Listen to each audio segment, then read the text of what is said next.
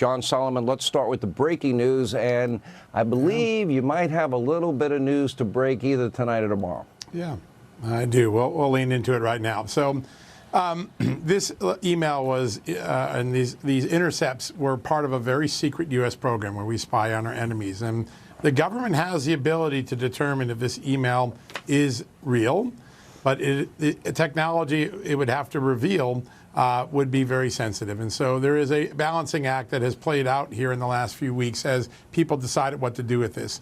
This is an explosive piece of evidence, but it's just a piece of evidence. We have to now, in the government, find out, did it really happen this way? But I will tell you something that did happen in the summer of 16. U.S. intelligence, when they first intercepted this, began to look at some other things. Could this be true? Could the Russians really have something? Have they stumbled onto a plot?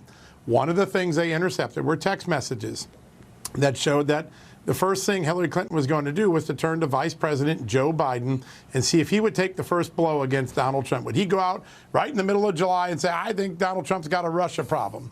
Well, they watched that happen in real time. First in 2 interviews, then at a speech at the Democratic National Committee. It led some of our U.S. intelligence analysts to believe that what the Russians had captured was an ongoing plot and that it was really going on. And then a few days later, the FBI opens up, just like the Russian intelligence suggested.